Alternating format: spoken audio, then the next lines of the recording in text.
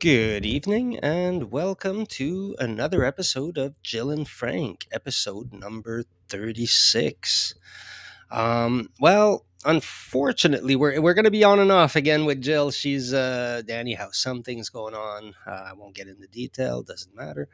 But she may join us in and out, or she may join us at a certain point.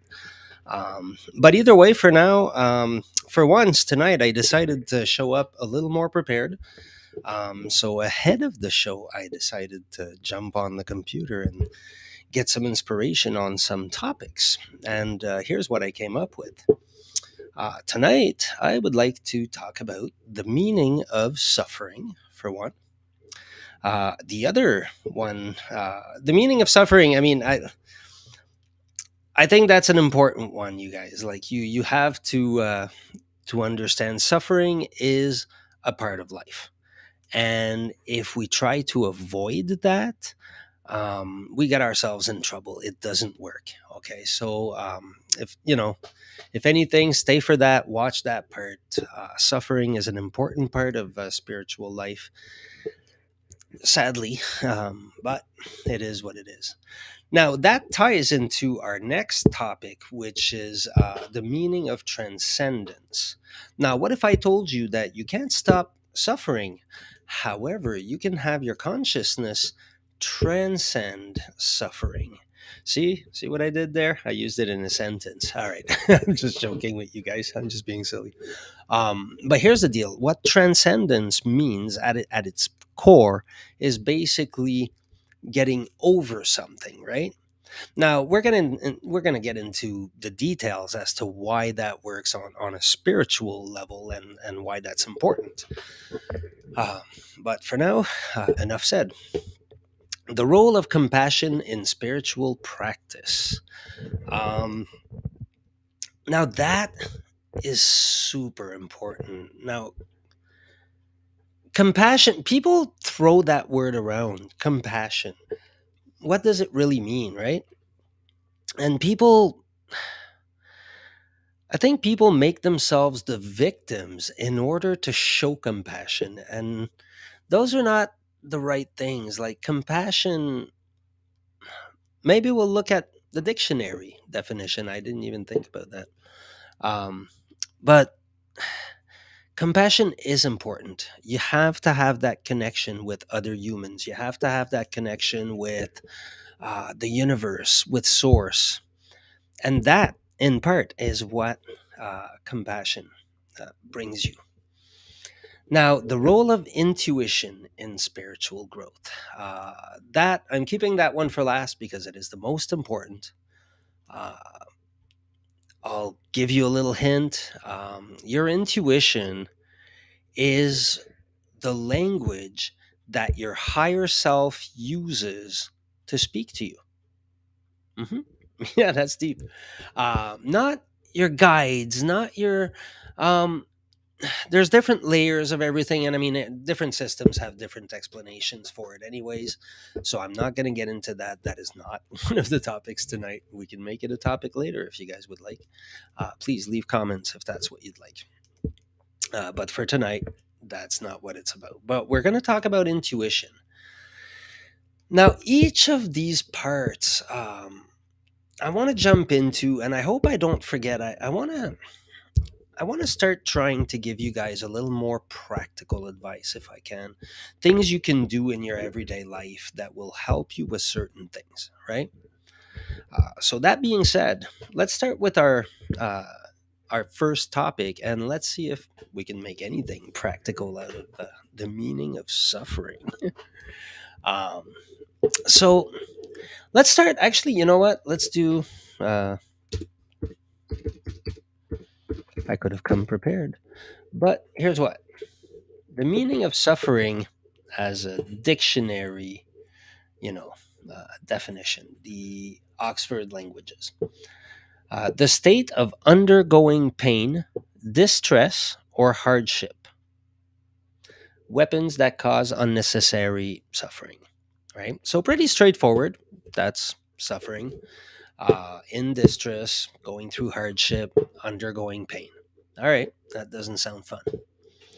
So, um, the meaning of suffering then is simply that, going through pain. Now, when we, in terms of bringing this back to our spiritual topic, what is the meaning of suffering in our lives, right? What meaning can suffering take? Do you know anyone truly, I mean, that you can say without a shadow of a doubt that that person does not have any suffering? No, you don't. Nobody does. None of us have no suffering. We have different flavors of it, right? Some may seem easier to someone, some may seem harder, some may seem, and I mean, there's a reason somebody said the grass is always greener, right? It's because that's the way it is. We look at others and we go, "Oh, look, this looks nice." Yeah, but others are presenting themselves in the best of light. So, what does this all mean when it comes to suffering? Well, basically, it means one thing, and the Buddhists said it. I mean, so many different traditions, so many different sources, psychology, uh, everybody, it comes back to the same thing. Life is suffering. There's no way around it. You're not going to get around suffering. You're not going to get, like over it. You're not going to get under it. You're going to get through it, right? Now, here's the deal. When you encounter suffering, one of two things can happen. You start walking through it, and hopefully you walk as fast and as straight as you can through it, right?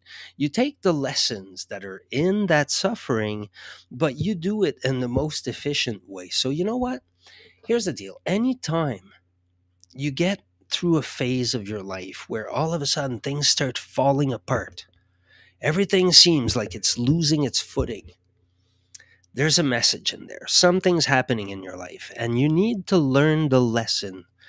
Now, that lesson could take you 20 years to learn.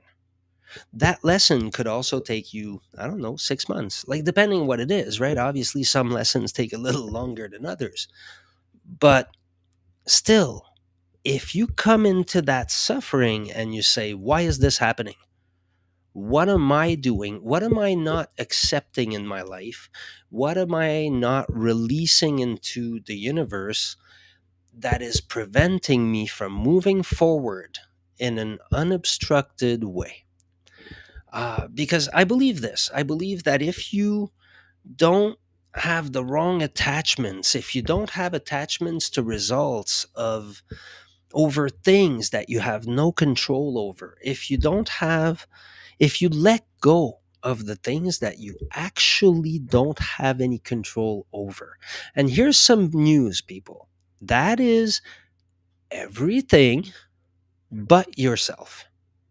I mean, you could say you have control even, like I could build a thing, right? I could build a shelter, right? So I have control over that part, right? I don't have to suffer the elements.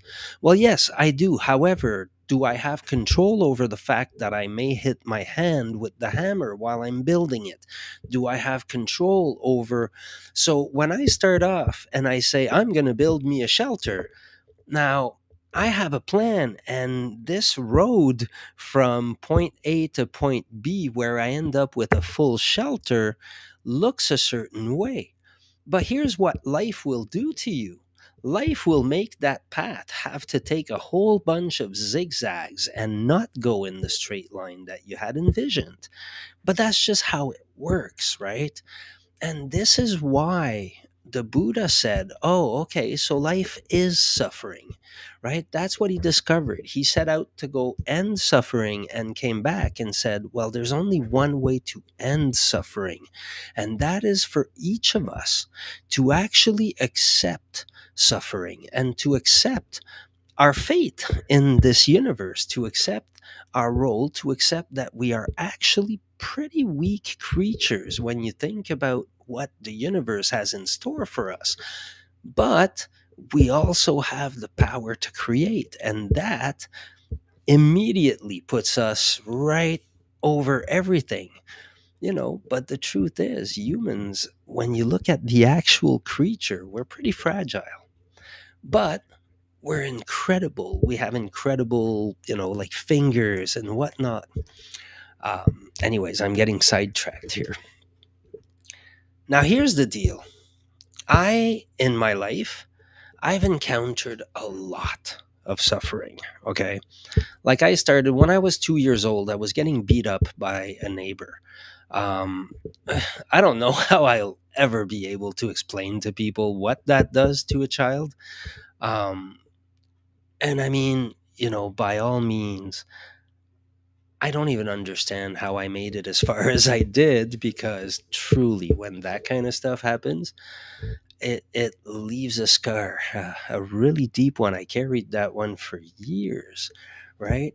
But um, that suffering, starting from that point, and I mean, I had suffering throughout, going through my teenage years, I was left to my own designs, and I was absolutely not well equipped to go out into the world. I was way too. I could be convinced of things. I was very innocent. I had no idea, and I went out and I basically had to learn to live on my own, and that was one heck of a journey, I'll tell you. It brought me on the streets. It brought me to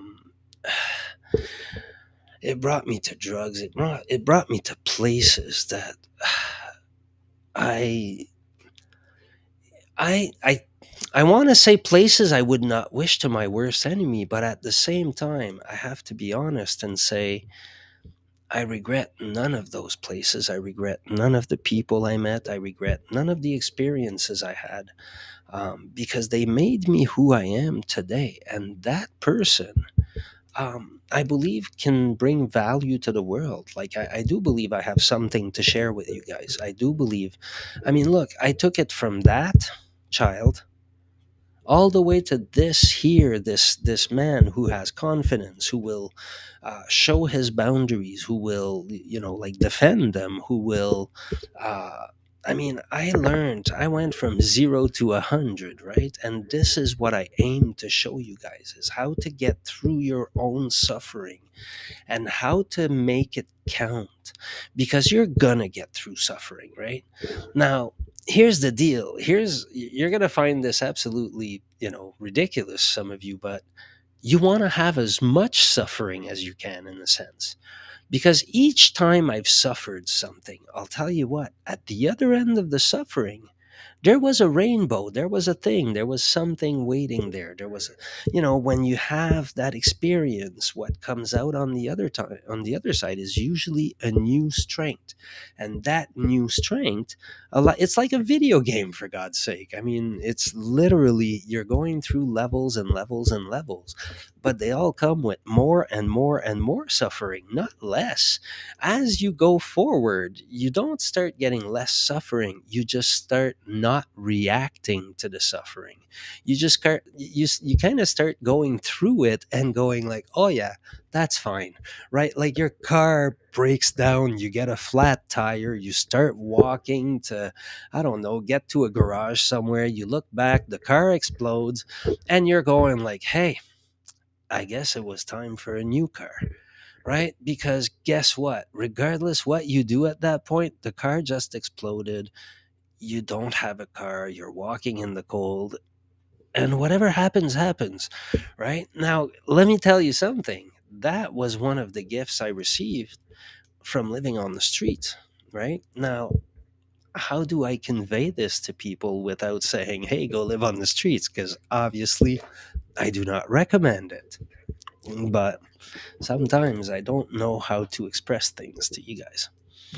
But anyway, so that's the gist of why I think suffering has a lot of meaning, spiritually.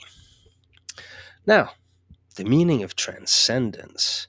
Now, that's exactly what I'm talking about right here when I say you're gonna start going through the same suffering, but here's what you're gonna do: you are going to transcend the suffering. You're going to transcend the experience of the suffering, the ego experience of the suffering. Because this is what makes suffering so hard, is because we tie it to our ego. All right, I know this is getting a little deeper with the ego because that's a huge topic, but it's important. It brings me, you hear people, I'm going to stop holding my coffee. I won't drink it, obviously. Um, People always talk about the ego death. And even though it is a legitimate name to a legitimate experience, unfortunately, it's been so misused that I hate using that terminology. People think we have to destroy our ego, and it is not. Now, okay, you'll have to forgive me. I always use the stories of the Bible to talk about the ego because, as far as I'm concerned, the meaning of the story of the fallen angel that becomes, Satan, whatever, angel of light, blah, blah, blah. That's our ego. Boom. Um, and so our goal is to bring back the ego at its righteous place. It's not to kill it, to annihilate, yeah, I can't say that word to save my life. It's not to destroy it, right? Our goal is to make the ego go back to being what it used to be, what it should have been all along. Now, there's a reason our ego it took that much room. We had to give it that much room. We tend to be lazy. We automate things. Our brain wants to automate everything. So it decided that our best aspect was our ego because it was the thing that was keeping us safe from, the brontosaurus and the saber tooths and the whatever else. I mean, I know we weren't at the same time as brontosaurus, but um, you know, and so our ego became super important. And I think what happened is we centralized everything around it. And it kept us safe and it kept us good for a long time. And then we went to, because of it, though, when we started civilizing, we went to wars and we did stupid things because they're all ego based things. Now, for some reason, people thousands of years ago knew about this and they spoke about it. They just didn't call it the ego, right? And so they have a beautiful story that describes exactly what happened. Today, we don't need our ego the way we did, right? But we're still being led by it. And so if you look at our behavior right now, it corresponds to everything that was described under that ego, under the devil, if you will, and all the defects of character, if you will, that come with the ego are what are mentioned there. And, anyways, so the point here that I'm trying to make, going really far, is that the goal is to transcend the ego. So the goal is to be able to step out of the ego personality, and then be able to appreciate it from the outside. Now, the one tool that will help the most, I said I would try to make this practical tonight. So here's what. Um, Sadly, it's the one tool I always say, but meditation is the one tool that's going to make this happen for you, right? If you sit in meditation, and I always tell people, don't make it complicated. Start with a breathing meditation. It's as far as I'm concerned, it's the best way to start. You learn to breathe, counting 1, 2, 3, 4 as you breathe in. Hold it 1, 2, 3, 4, and then release 1, 2, 3, 4. Exhale, and then hold the exhalation. Hold empty 1, 2, 3, 4. So you're going 1, 2, 3, 4, 1, 2, 3, 4, 1, 2, 3, 4, 1, 2, 3, 4. I always like kind of make the shape of a square, but now that will actually do a couple of things. It'll one teach you how to breathe better because we all breathe like all day, and that is super unhealthy. So if you learn to just nothing else than 10 minutes a day, go just take any kind of rhythm and breathe rhythmically. Trust me, just that alone will improve your life, right? But if you do it in a rhythmic way and you count and you get your mind involved.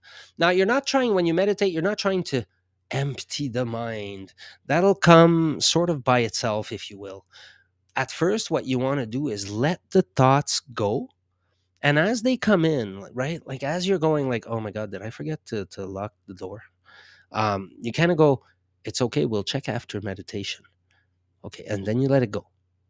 And then it'll, "Oh crap, did I buy soap? Did I forget? Oh my god, what happened? Oh crap, I'm having a thought again." Okay, well, wait up. Okay, thanks for coming. Bye-bye. And then you let go of the thought. But as you do that, sorry, I ignored you guys. I closed my eyes and, went meditating here for a second. But here's what happens. As you do this, your thoughts kind of, you let them go and you let them go, and they get used to it and you get used to it, and it kind of creates this new balance inside of you. And you start being able to hear your thoughts better on an everyday basis as well.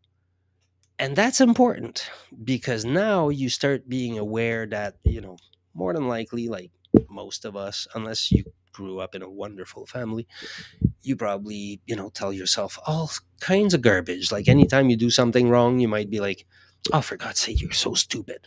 Right? Okay, here you are calling yourself stupid. No, you don't want to do that, right? So you can start seeing your thoughts. You start being more aware of your emotions. You start being more aware of yourself as a general rule. But what ends up happening when all of a sudden those thoughts go quiet and those emotions go quiet? You start hearing this inner voice. You start noticing this part of yourself that you were never aware of before. And that's your inner self. That's the self that is actually above all those things, above the emotions, above. And now you've done your first act of transcendence and you have transcended your thoughts and your emotions. And when you reach that point, now you've opened up a whole lot of possibilities. So I always tell people, first step, learn to meditate, try, do anything. You know what? Like, to be honest with you guys, it took me years before I could say that I had managed to meditate daily for 6 months in a row. Because for me, that had been, somebody had said, that's what you want to attain. I said, you know what? Until I've attained that, I will not rest. And, I would meditate 3 days and then I would forget for a month. I would meditate a week and then forget for 2 weeks. And then it was ridiculous. I mean, but look, I knew that if I learned to do this, somehow I knew there's a lot of things, we'll talk about that someday, but there's a lot of things I knew from a very intuitive level when I was younger. And that led me through my life. But anyways, so I knew to kind of keep going. But when I did, and then later on, I managed to meditate for something like, I think it was a year and a half. I was living in a small bachelor or whatever, and it was just, the environment was good. I was eating right. I was living right. Everything was, things kind of fell into place for that moment in time. And that really was it, the fact that I reached that level brought a lot. And then in my case, I also did a lot of energy work, protection rituals, and a lot of different other elements that brought about other aspects. And then one day we'll talk about it, but I also did a lot of work with the Kabbalah and the Tree of Life and the mystical Kabbalah. So one model of the Tree of Life, I used the model used by the Golden Dawn. Uh, Anyways, so all of that sort of brought me here. But yes, the meaning, like that transcendence, that is what we do each step of the way. We don't, it's like we don't gain anything new ever. We just transcend something old and it allows us to view something more about us. And eventually, what happens, right? Once you see over your thoughts and over your emotions, once you've reached that inner self, that inner self starts being able to listen a little easier to your intuition. Now, we'll talk about that in a moment by the end of the show. So stay put, guys. Don't go anywhere. But the intuition is what's going to start growing inside of you. Now, I should have probably put things in the different order. So I think, nah, I won't. I'll still keep the intuition for last. Now, the role of compassion in spiritual practice. Compassion. It's funny because I think compassion is probably one of the spiritual, I don't know, practices, tenet. I mean, I don't know.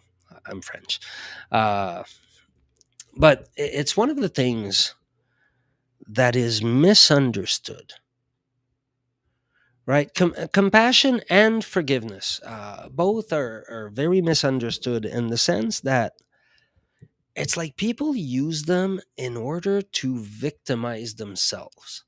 I know this sounds kind of ridiculous a little bit, but we say, "Oh, I must have compassion," right? Like, I mean, this person beat the crap out of me, but I must show compassion for them.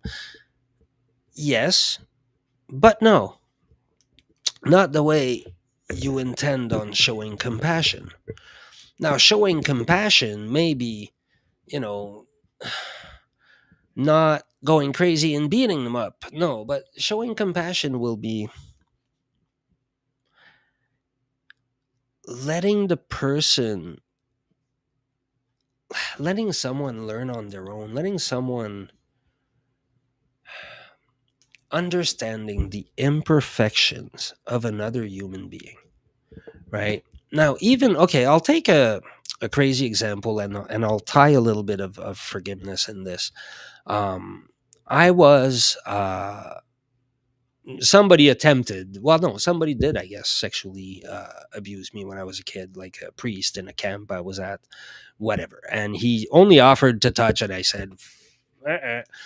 But still, that left a scar for me, right? And so when that person in the rest of my life, it was a person I had built anger, resentment, whatever for, because I was like, what the hell, man? Like, seriously, you were supposed to be one of those camp guys that was taking care of us. And it was a priest. Like, it was literally the whole, I mean, anyways.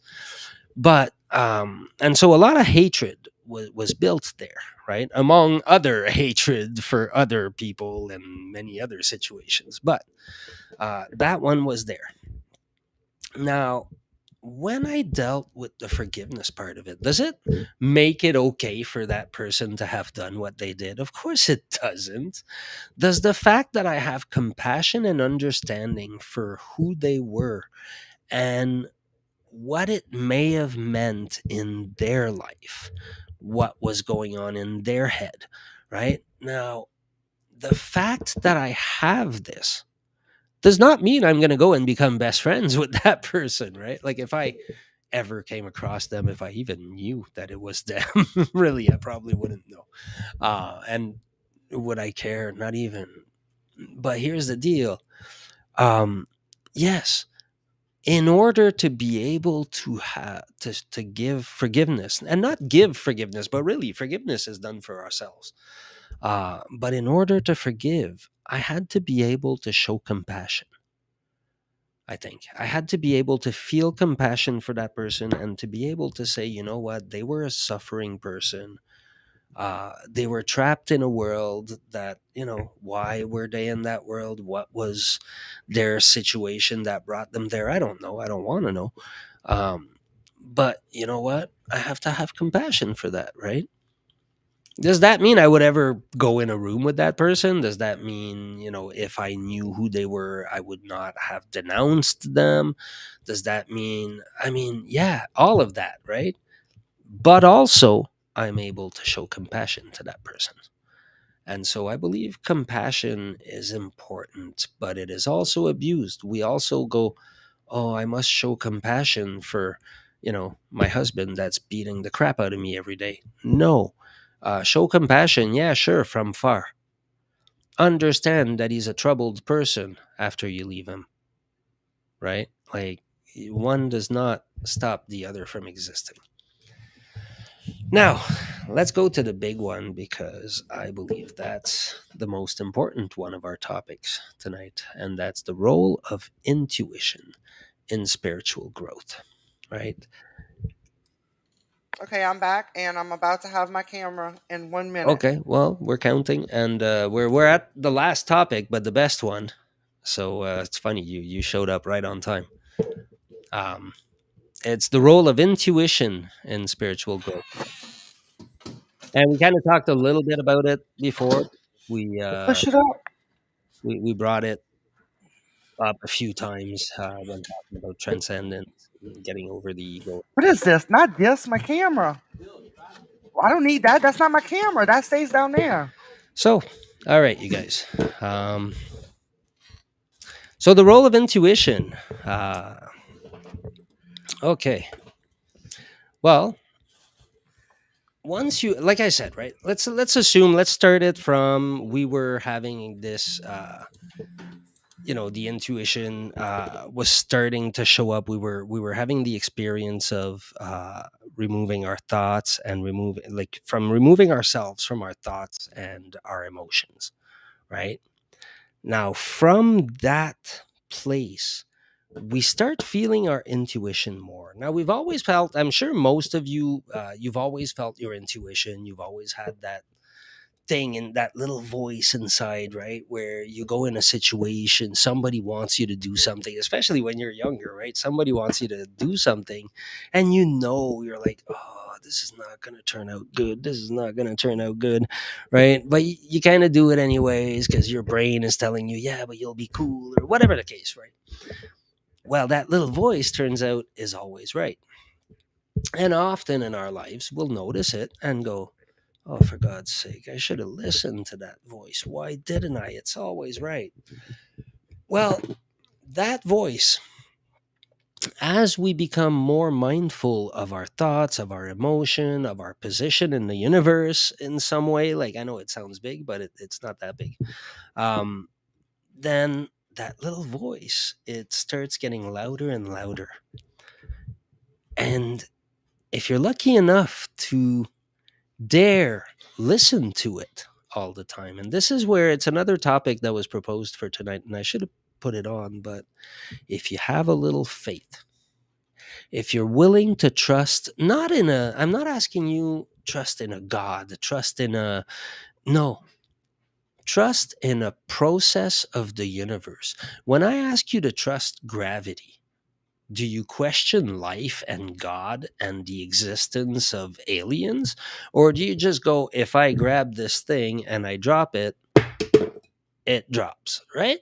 Okay. Well, the universe works a little bit the same way. And so there are laws that just work. So that intuition, that is a connection to your higher self.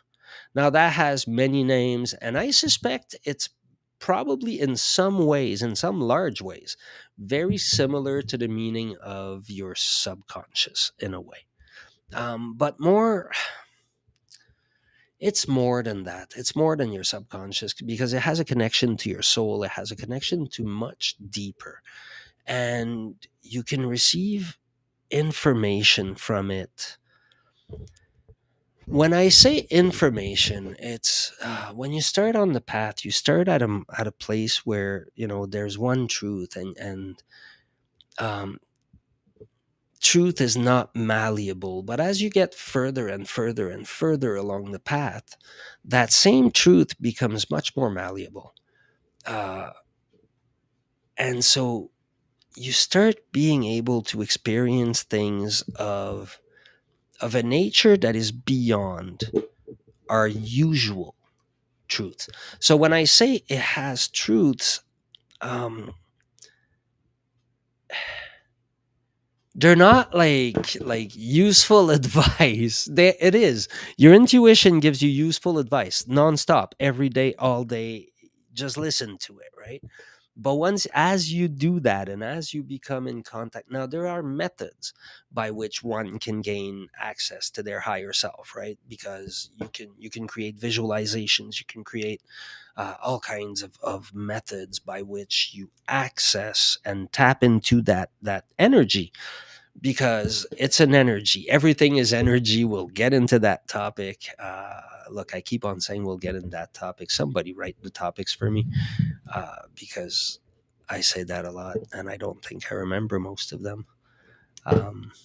So, but, um, so yeah, so the role of intuition. Now, once you start being able to tap into that intuition,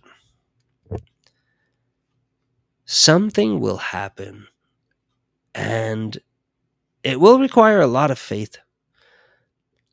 But because you're tapped in, you can actually sort of let life take over. You can fully abandon and go, okay, cool. So where are we going now? Now, it's funny because life will have ups and downs and moments that go well and moments that don't. And the weird part is the moments that go well and where things happen mysteriously at the last minute sometimes, and in weird ways, but always happens, is when you trust and when you have faith. And the minute you stop doing that, all of a sudden things are going to start, you're going to hit walls, you're going to, and it's like the saying says, right? Like, go with the flow.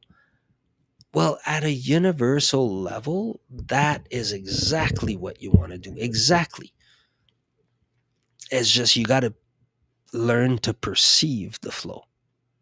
Learn to, once you see the waves, once you see the I mean, trust me, I'm not talking about, actually seeing waves, though that could be part of it. Trust me, that, like, once you get into visualizing stuff, once you get into using the power of your imagination, the power of your creativity, the power of um, your magic, once you start using your magic, that's what it is, really.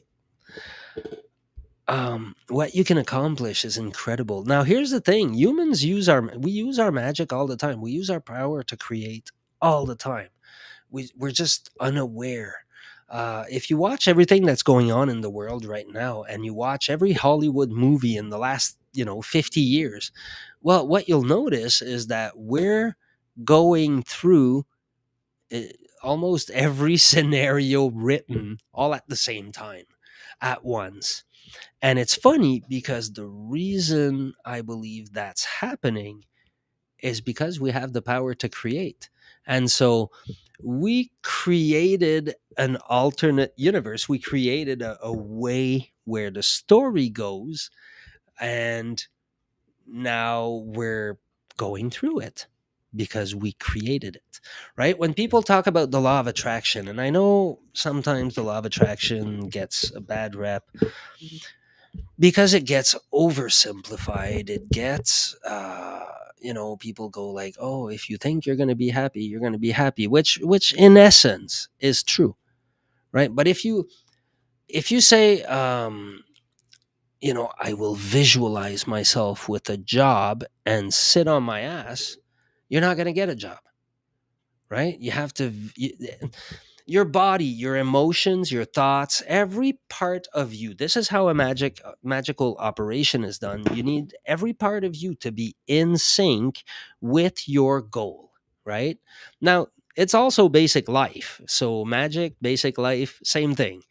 Um, Now you send all that energy in that direction, but you also take the steps to get a job. You apply places. You Now, as you're applying, let's say you're using magic. Let's say you're using that power of attraction, and you're visualizing and you're doing all this stuff that's sending energy. Energy tends to gravitate towards similar energy, a little bit like everything else. Um, and so it will kind of find each other. Now, so goes the theory, anyways. Now, as far as I'm concerned, I believe I sort of perceive that on some level. But hey, maybe I'm just crazy. Who knows?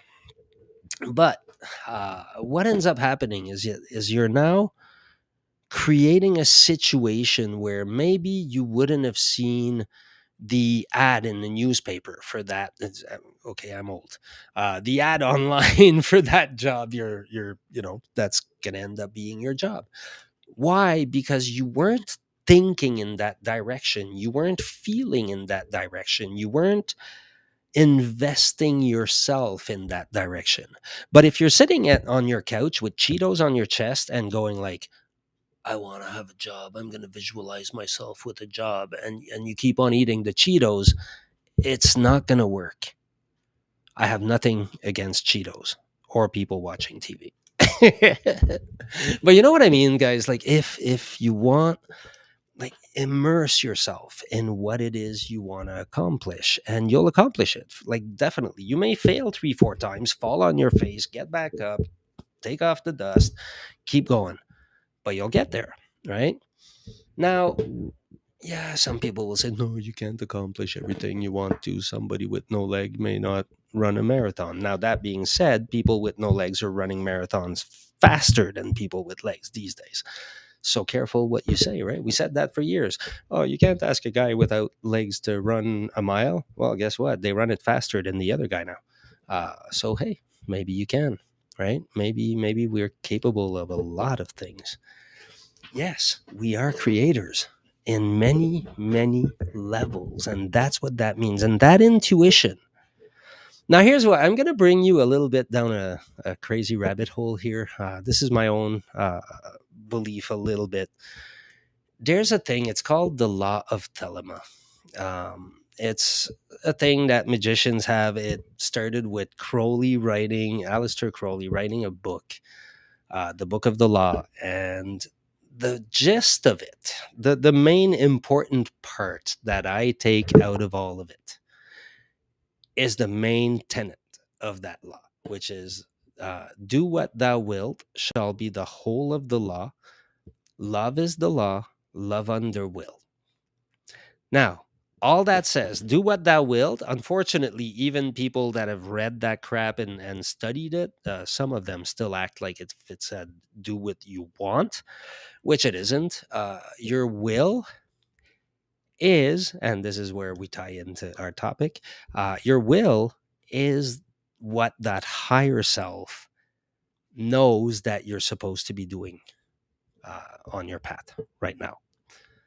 And so the goal of that entire law says, basically, find out what your will is, get in contact with your higher self. Like, that's priority number one. That's what we should be teaching children. I mean, that's what we should be teaching every human. Well, maybe not children. It's a little, but the minute they become adults or at a certain age, teach people about themselves, teach people about their powers and how to use them and how to, you know, um, and how to reach their higher power. So, do what thou wilt shall be the whole of the law. So basically, if you know that you're on your true path, that's it. That's it. Anybody tries to stop you, no, you're doing the right thing because you're following your path. Anybody in your way, you go, sorry, but can you move?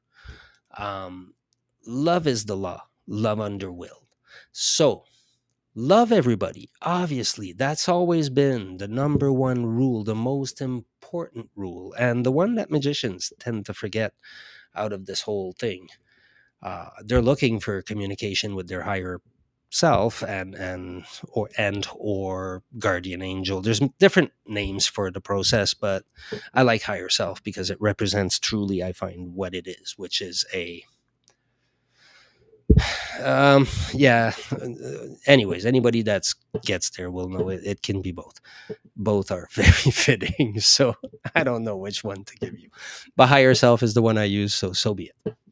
But once you gain that, you have sort of a certainty about life, not an absolute certainty. That never, I don't think that ever happens. But you have a certainty where even if you make mistakes, it's okay. It's you can make mistakes with certainty. I guess that's one way to put it, right? um, because now you walk through the world with the ability to, one, see the lessons and learn from them fast. Number two, see the suffering and not let it take you down. Number three, see the challenges and accept them or leave them. Once you're able to recognize, I call them the building blocks, right?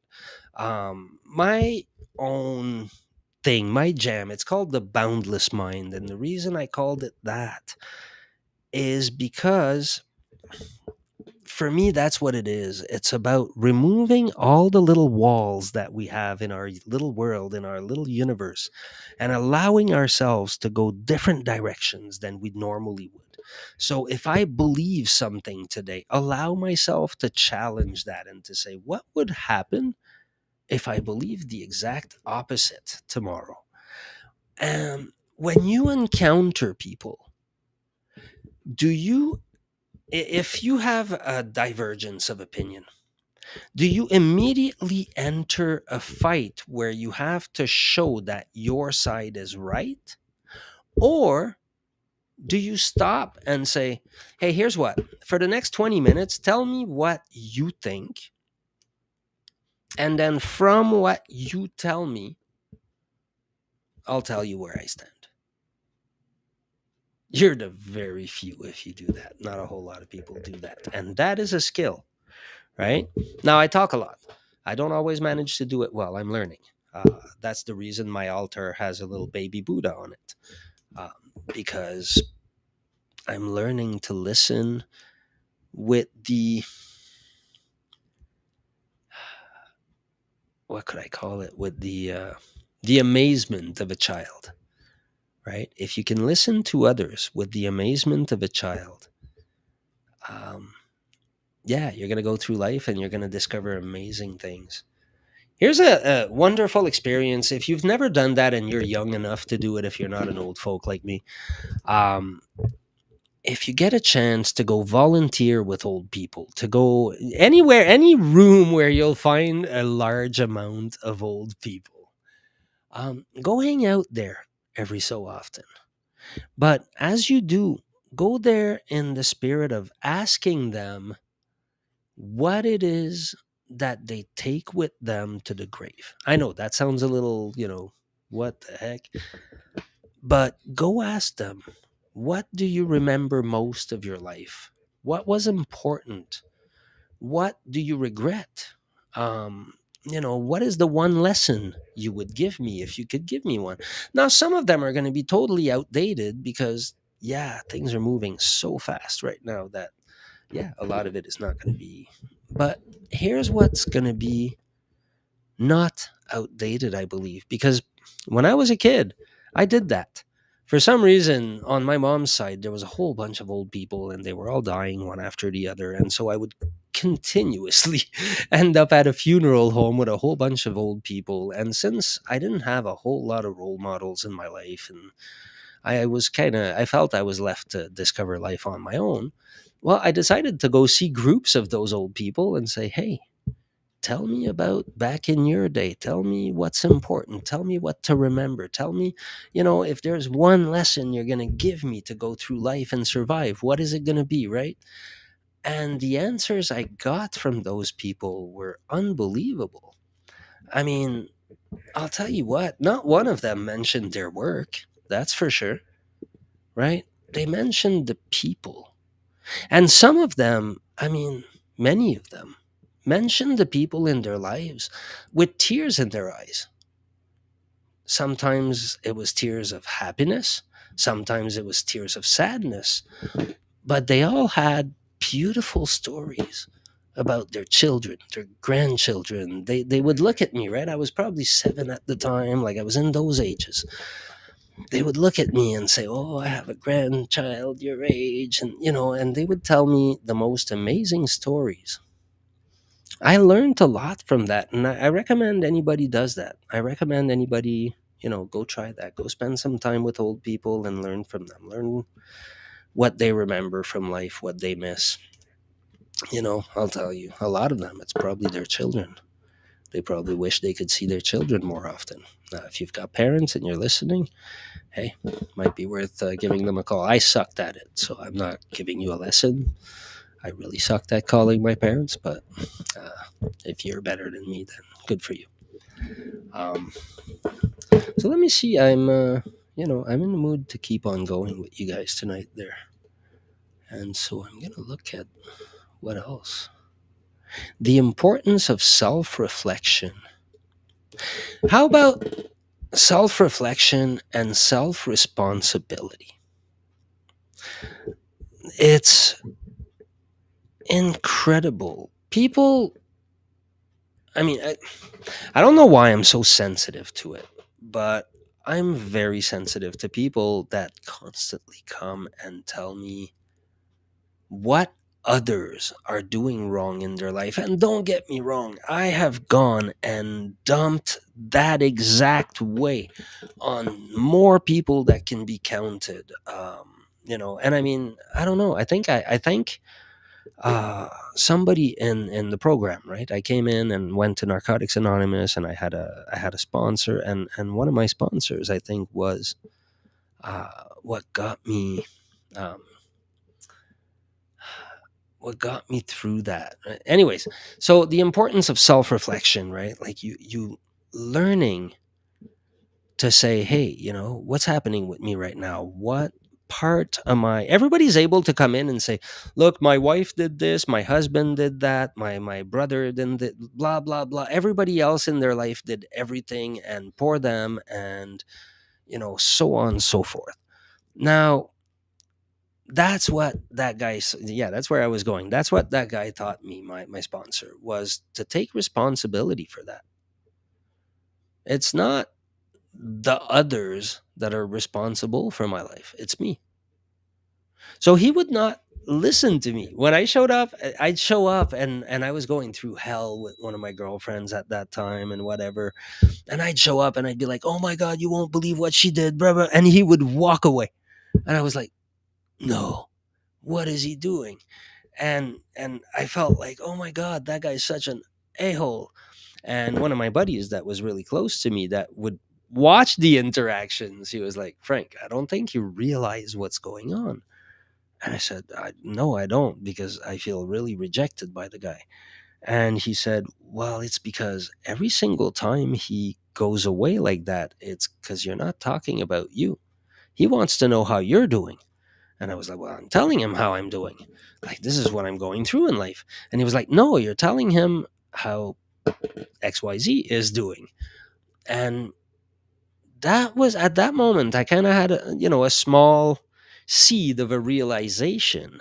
Um, but it flourished into something else later on in life. And that brought me to doing self reflection and doing, because it's more important to look at our part, right? So now, when I would start talking to him, I didn't know how, but I would start going, okay, well, here's what I'm doing, and then I would run out of things to say, because my entire life was dependent on how my girlfriend was responding to me, or how, and it was like, I mean, I was a very codependent person, whatever. Like, there was a lot to work there to begin with. But in that context, anyways, like, the whole point is that um what I learned was to not look at what she was doing, not look at what other people are doing in the situation, but to look at what I'm doing. Now, years later, one of the things I know is that what was I doing in that situation is I was remaining in a relationship that I had no business being in, right? Now, had I looked at my part at that point, if I had learned that as a behavior when I was younger, if somebody had said, hey, always look at your part, always look at what you control in that situation, I might have left years before. Things might have turned very different, right? And so I think that's what I'm attempting to get to you guys is that self reflection, always look, what's my part? What can I change? Right? And it sometimes will feel like a loss. Sometimes the one thing you can change, right? Like, let's say, I don't know, you're involved in some crazy court battle. It's draining all the money you have. I don't know, your wife is about to leave you. Your children are miserable. I don't know, right? You've invested everything.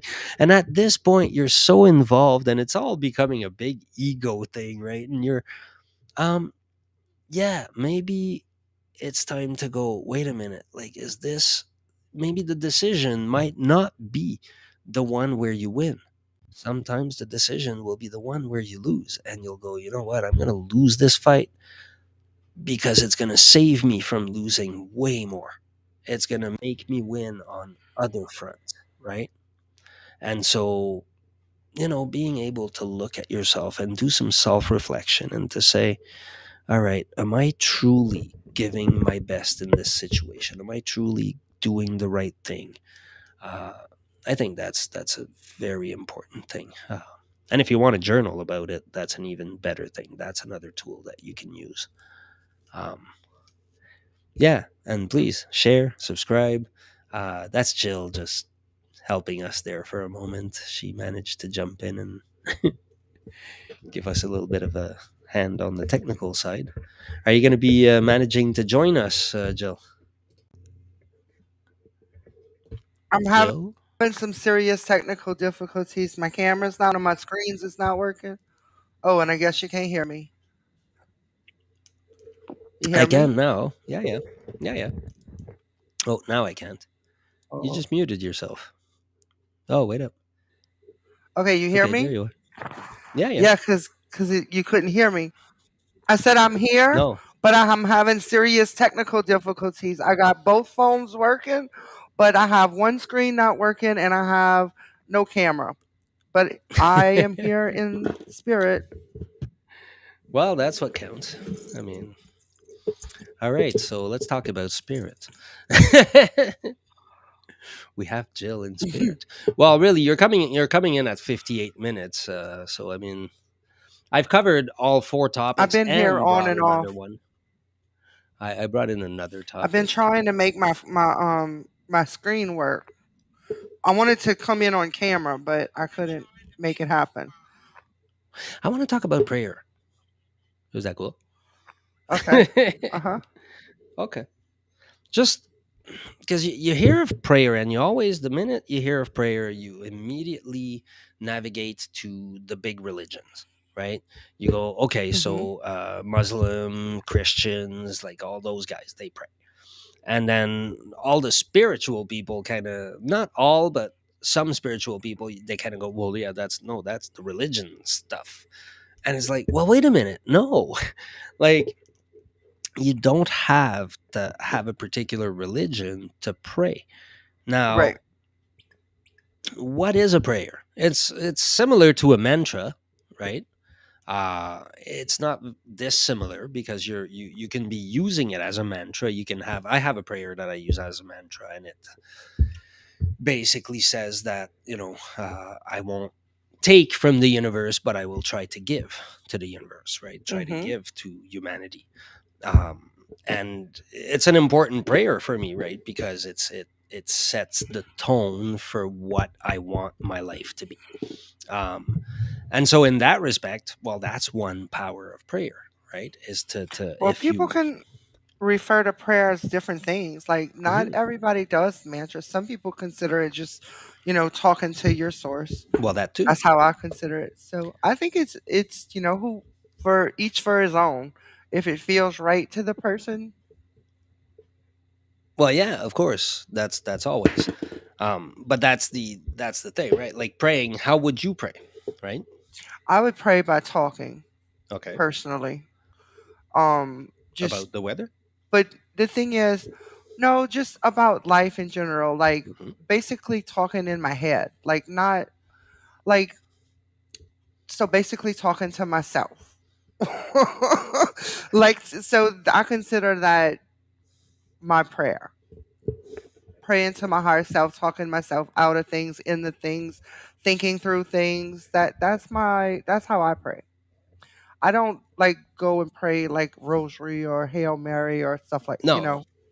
no, and nor does it. I mean, those types of prayers are also, they have their benefit, but what you're talking about is, and that's actually what Jesus describes as well. Some of it, anyways. Like what it is, for me, it's a way to get closer to God. Right? It's just, it can be an ongoing conversation, like you say, right? Like where you're just kind of, it's like, oh, okay, well, all right, we'll try to do better on this, or we'll try to, and you kind of have your own sort of description of what that thing listening might be or whatever, right? And but that alone has power. You know what I mean? Mhm. Like, stop that, remove that from your life, and all of a sudden, well, that's not there. Like, there's a power in it. Whether, again, you use a prayer as a mantra, you take prayer that's existing, or you write one for yourself, or that constant communication with, because it's not just communicating with a higher self, or a divinity, or whatever it is that will work for you. um, it's the awareness of it, right? I was saying earlier in the like, um, we don't question gravity, right? Gravity, you say, okay, it falls. I drop something, it falls. That's just it, right? But we question other laws of the universe. We go, well, no, that couldn't work, right? And it's like, yeah, no, that works. And so those things, they just, they work. They don't. Um, yeah, you can kind of rely on it. And do you know what I mean with that? Like, it will have an impact. It's a given. If you do certain things, they'll help you. Uh, and I think people don't realize that. Like, a lot of those things were given to us as just means of attaining a certain state where we Mhm. trust. Right? We talk about faith. Like, yeah, that's what we need to. You need to learn the faith. It's not in a thing. It's not in a being. It's not a dude on a throne. It's not the faith is in a process. The faith is the same faith you have in gravity. It is the faith that if you send out an intention, something comes back. It's faith that if you align yourself with where the universe is trying to send you, that you're going the right place, and that it will lead you exactly where you need to go. And those are all signs of God. People say, God, give me a sign. You know what? He probably gave you five in the last half hour. Just listen to them.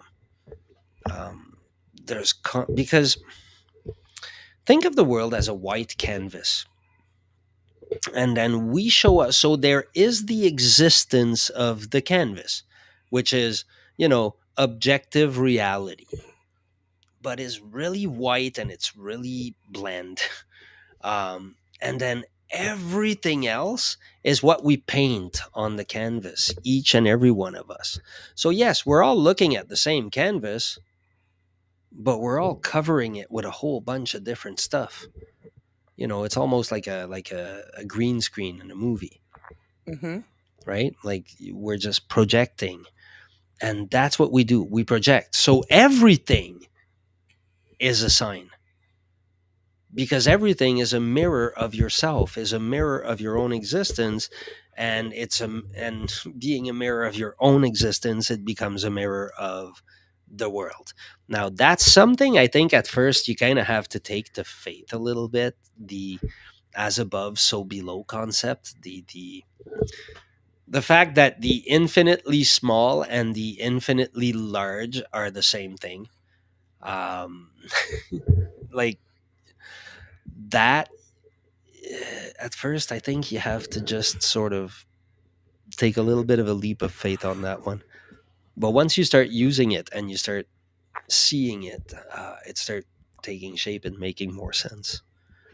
Do you know what I mean? Or am I I making know what you completely no mean. sense? Um, so yeah, so that's my 2 cents on this. And love, people, love. I can't overstate that one. I don't get why people don't understand this. Look, again, we're gonna say the world is a mirror. Therefore, love. Just love. Love everything. Love everybody.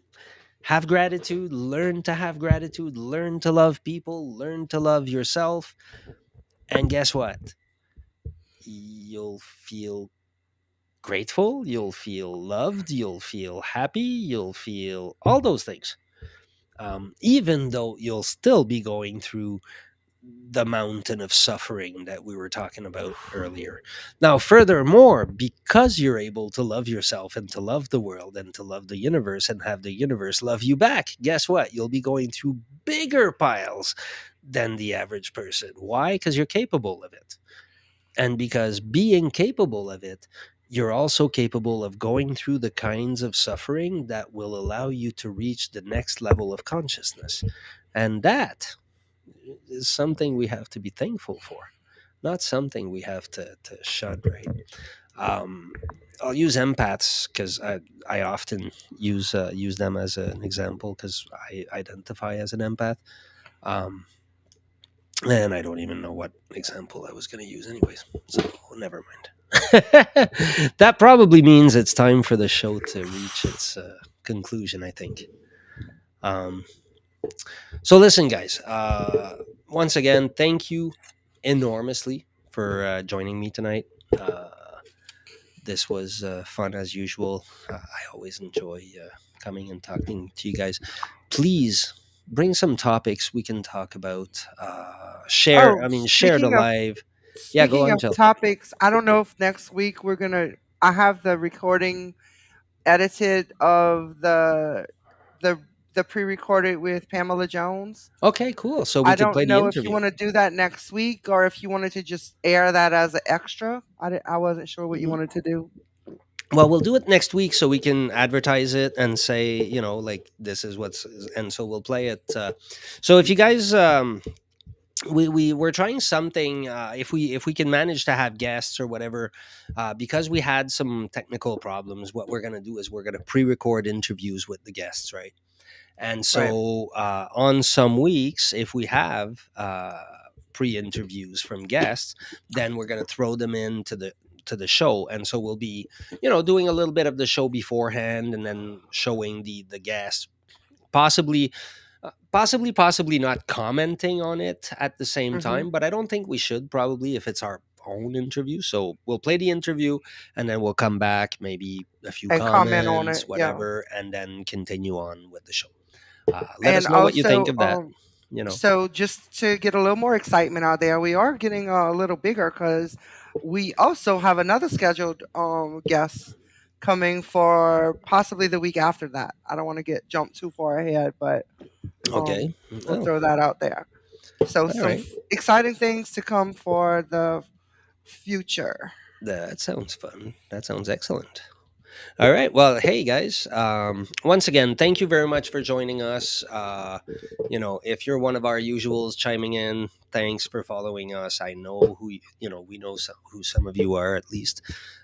We appreciate it. We always like when we see your name, when we see you guys in the chat, when you interact with us, and we always think about you. Even the rest of the time, trying to think up of things we can do, we can say. Now, once again, we will see you next week. There's a possibility as well. I don't want to jump the gun too fast, but in the next month or so, there's a possibility that we may be able to fix our little problem with having two different nights on each week's. We may be able to move to one same night every week, because I know that would make a lot more sense to most people. Yeah. So now that we've done all the administrative side, I guess the last part is just please subscribe, like, share, do anything you can, please. We're trying to get bigger. We have a lot to say. We want to interact with people. We want to, hey, we want to get out there and try to help. So help us do that. So on that, I guess I'll say goodbye to you guys. All right. Good night, everyone.